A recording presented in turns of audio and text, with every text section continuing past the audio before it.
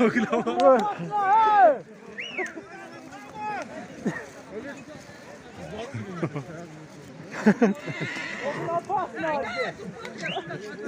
Oğlum niye basmadı?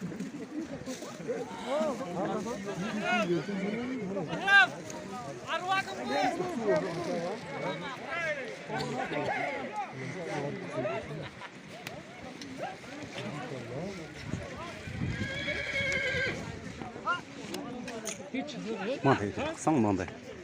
Ay çok sen o cirdili takmayı. Alha. Top.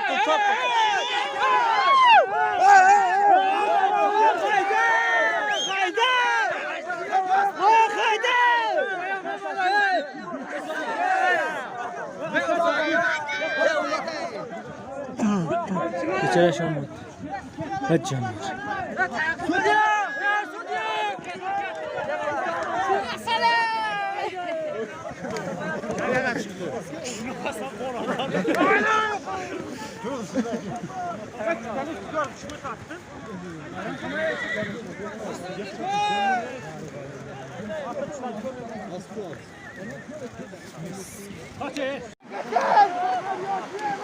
Mahmut'u darayacaklar tuz.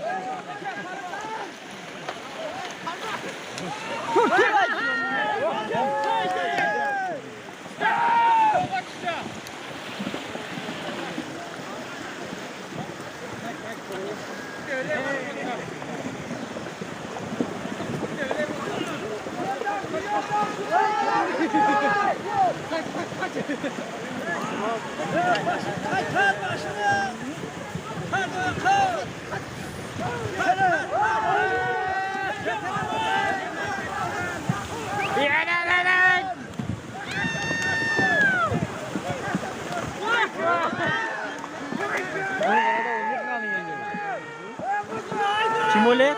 Kaydan bulan? Hı? Kaydan bulan? Ha? Kaydan bulan? Katalak. Hayda!